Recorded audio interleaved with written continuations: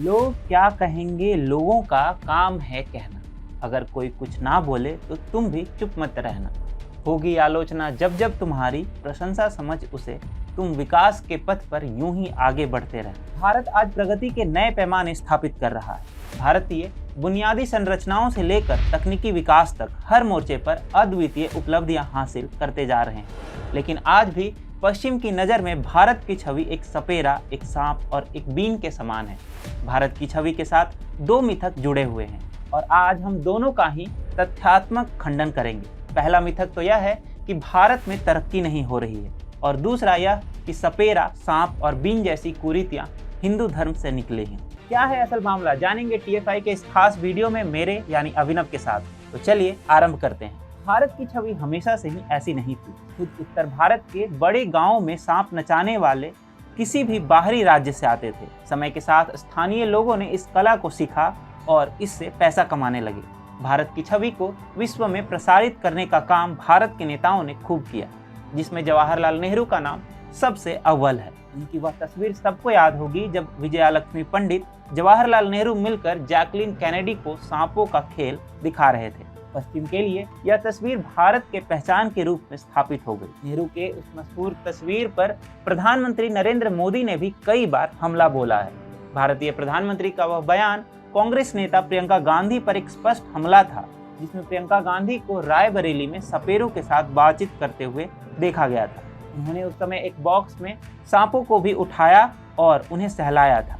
जवाहरलाल नेहरू की प्रसिद्ध तस्वीर का संदर्भ लेकर प्रधानमंत्री नरेंद्र मोदी ने कहा कि भारत के पहले पीएम को सांप नृत्य का आनंद लेते देखा गया था, लेकिन उनके वंशज नहीं जानते कि देश अब आगे बढ़ गया है। उन्होंने कहा कि उनकी चौथी पीढ़ी भी ऐसा ही कर रही है। वे नहीं जानते कि भारत अब केवल सपेरों का देश नहीं, बल्कि अब यह माउस चार्मर्स यानी कंप्यूटर, माउस और आईटी के क्षेत्र का देश है। प्रधानमंत्री ने जोर देकर कहा कि भारत के नागरिक नवीनतम तकनीक और नवाचार की दुनिया में सांपों के बजाय कंप्यूटर के माउस की मदद से आगे बढ़ रहे हैं। कांग्रेस इस तथ्य को भूल रही है कि भारत सांपों से आगे बढ़ गया है और यह माउस के साथ आगे बढ़ रहा है। अब इस मिथक का खंडन करना आवश्यक है कि सांप नचाने की प्रथा हिंदू धर्म से जुड़ी हुई है, लेकिन आज हम बतौर टीएफआई उन कुतर्कों को चुनौती देते हैं और यह बताना चाहते हैं कि कहीं भी किसी भी हिंदू इतिहास में इसका उल्लेख नहीं है।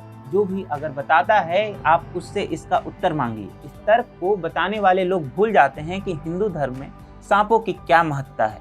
सांपों को भारत की संस्कृति और धर्म में सम्मानित माना जाता है। हिंदू धर्म के प्रमुख देवताओं में से एक भगवान शिव को आमतौर पर उनके गले में स्थापित सांप को एक किंग कोबरा के तौर पर चित्रित किया जाता है और यह भगवान कृष्ण थे जिन्होंने कि नागों में मैं अनंत हूँ कहा था। बौद्ध धर्म जिसका भारत में जन्म हुआ, उसमें हम नागों के राजा मुकलिंडा को देखते हैं, जो बुद्ध को दिव्य ज्ञान प्राप्त कराने के लिए ऊपर अपना फन फैलाते हुए तत्वों के खिलाफ सुरक्षा प्रदान करते हैं। सब तो सब, मनसा देवी सांपों की देवी है, जिनकी पूजा मुख्य रूप से बंगाल, झारखंड, पूर्वोत्तर राज्य के अन्य हिस्सों में और उत्तराखंड के मुख्य रूप से सर्पदंश की रोकथाम और इलाज के लिए की जाती है।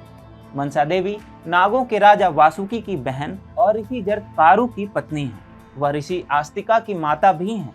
उन्हें विसारा यानी विष का नाश करने वाली नित्या और पद्मावती के नामों से भी जाना जाता है। ये कुकृत्य बातें वामपंथी विचारधारा वाले लोगों द्वारा आप तक पहुंचाया गया है। कोई भी अगर अगली बार आपसे इसका संबंध हिंदू धर्म से बताता है तो आप तुरंत वहीं उन्हें रोकिए और उनसे सवाल पूछिए।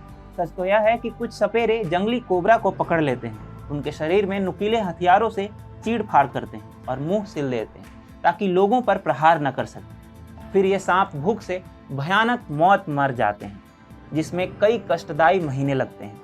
भले ही पश्चिमी लोगों के लिए भारत की पहचान एक बांसुरी, एक टोकरी और एक लहराते कोबरे के साथ एक सपेरे का कार्टून या फिल्म चित्र हो, यह चित्र हमें बताते हैं कि सांप व्यवहारिकता अर्थों में बहरे हैं और इस प्रकार किसी भी संगीत का जवाब नहीं दे सकते।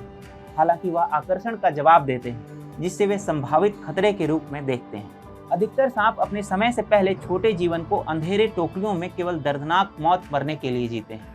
इस अभ्यास के बारे में आकर्षक कुछ भी नहीं है। जंगल से सांपों के अवैध शिकार से यह प्रक्रिया शुरू होती है और फिर सांप की विष ग्रंथियों को बाहर निकालकर या फोड़कर गंभीर रूप से अक्षम कर दिया जाता है।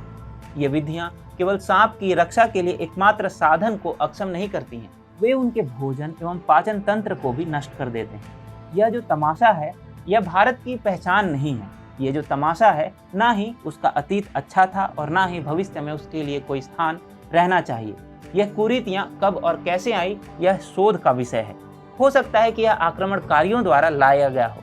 यह भी हो सकता है कि यह एक जनजातीय समुदाय की प्रथा है जिसकी स्वीकार्यता बढ़ती गई, और ऐसे में इस तरह की कुरीतियों को दरकिनार कर भारत को विकास के पंथ पर आगे बढ़ते रहना चाहिए।